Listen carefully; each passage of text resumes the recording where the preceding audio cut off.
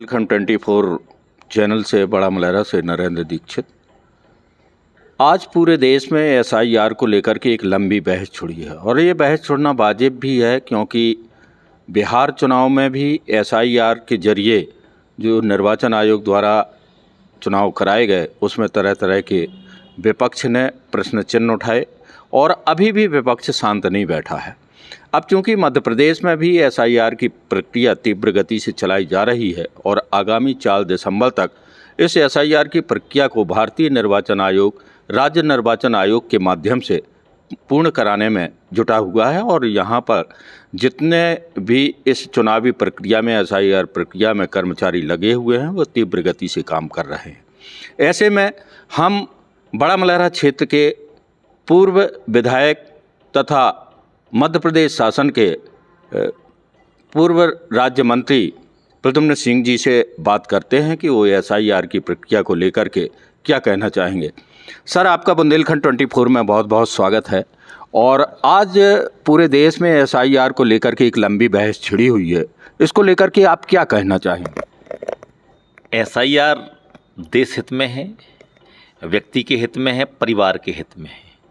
देश के हित में इसलिए है क्योंकि 2003 के पहले आपका जन्म कहाँ हुआ है, आप कहाँ के वोटर थे, आपकी सब जानकारी आएगी।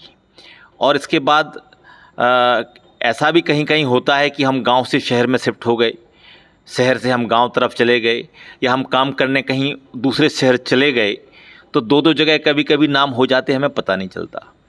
एसआईआर होने से आपका एक जगह नाम आएगा, एक जगह आप जहां चाहते हैं आप वहां एसआईआर कराएं। आपको जहां शासकीय सुविधाएं मिल रही हैं वो सुविधा आपकी वंचित ना हो, आप वहां एसआईआर कराएं। एसआईआर होने से आपकी जांच क्लियर हो जाएगी कि आप मूलतः भारत देश के निवासी हैं, नंबर 1। नंबर 2, आपका आइडेंटिफिकेशन क्लियर हो जाएगा कि आप किस गांव किस बूथ पर रहने वाले हैं। और चौथी बात यह है कि हमें जो शासन के द्वारा सुविधाएं मिल रही हैं, जिस आइडेंटिटी से मिल रही हैं, जिस आधार कार्ड से मिल रही हैं, वो तमाम सब चीज़ें इसमें एक बार लिंक होंगी। और यदि अभी 4 दिसंबर तक हम जांच नहीं करा पाते हैं तो फिर हमें काफ़ी दिक्कतें आएंगी। जैसा कि हम पहले कहते थे कि आधार कार्ड बन जाएगा, अभी हमारी माताएं बहनें अभी कभी कभी कहती हैं अरे नहीं हो गया। हमारे भाई लोग कहते हैं हो गया। ऐसे में दिक्कत ये आएगी अगर 4 तारीख तक हम एसआईआर अपनी जांच नहीं करा पाएंगे और आपके यदि कई जगह नाम है और 2003 के पहले आप कहाँ थे आज कहाँ हैं, यदि वो सही लिंक नहीं हो पाया तो आपका नाम वोटर लिस्ट से भी कट जाएगा। और वो तमाम जो सुविधाएँ, जैसे ही वोटर लिस्ट से नाम कटेगा तो वो तमाम सुविधाएँ जो शासकीय सुविधाएँ हैं वो बंद हो जाएंगी। और सुविधाओं की बात भी नहीं है, परंतु हम एक जगह आइडेंटिफाइड हो जाएंगे कि हम यहाँ रह रहे हैं और यहाँ के हम वोटर भी हैं और यहाँ जो कुछ भी हमारा काम धंधा जो कुछ चल रहा है हम यहाँ से चल रहा है। तो मूल बात ये है कि हमें एसआईआर कराना बहुत आवश्यक है। और दूसरी सबसे बड़ी बात ये है कि जैसे हमारी जब वोट डालने की प्रक्रिया होती है, हमारे कई जगह नाम है, मेरा जैसे यहाँ नाम है, दूसरे गांव में भी नाम है, तो हम एक जगह कहीं वोट डाल सकते हैं और दूसरी जगह हम नहीं वोट डाल पाएंगे, तो वहाँ का जो वोट ऑफ परसेंटेज है वो भी प्रभावित होता है। और ऐसी स्थिति में यदि हमारा सही जांच हो जाएगी तो सब चीज़ें परसेंटेज वगैरह सब क्लियर आएंगी। सर, बिहार चुनाव के पहले भी एसआईआर केंद्रीय निर्वाचन आयोग द्वारा कराया गया था, लेकिन विपक्ष लगातार, चाहे कांग्रेस हो, समाजवादी पार्टी हो या उनके जितने इंडिया गठबंधन के दल हैं, वो एसआईआर की प्रक्रिया को लेकर के हमेशा सत्ता पक्ष के ऊपर और निर्वाचन आयोग के ऊपर प्रश्न चिन्ह लगा रहे हैं। ऐसा क्यों कर रहे हैं? अब ये सब जानकारी जो दल इसका उपयोग कर रहे थे उनको ये सब जानकारी दुनियादारी है, उनको बताने की ज़रूरत नहीं है। हम जितने भी हमारे सीमावर्ती राज्य हैं जो बांग्लादेश से लगे हैं, पाकिस्तान की सीमा से लगे हैं और वहाँ से लगातार घुसपैठी आते हैं, और आप ये मान के चलिए कि कई लोगों के नाम पश्चिम बंगाल में भी हैं, झारखंड में भी हैं और बिहार में भी हैं।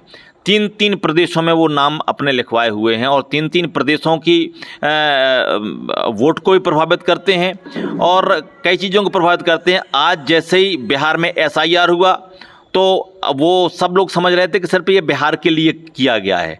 जैसे ही भारत निर्वाचन आयोग ने पूरे देश के लिए किया, तो जो लोग अवैधानिक तरीके से हमारे देश में रह रहे थे, उनके मन में खलबली मची, और मन में क्या, जो अवैध था वो अवैध रहेगा, जो हमारे यहाँ का मूल निवासी नहीं है तो वो तो उसको तो जाना स्वाभाविक है, वो अपना मूल प्रमाण पत्र दस्तावेज नहीं दे पाएगा। इसलिए जो दस्तावेज हम यहाँ के जन्मे हैं, आप जहाँ से पूछो, कई जगह से पूछो, तो हमारी जन्म तारीख, हमारा दुनिया सब यहाँ का निकलेगा, आपका निकलेगा, सबका निकलेगा।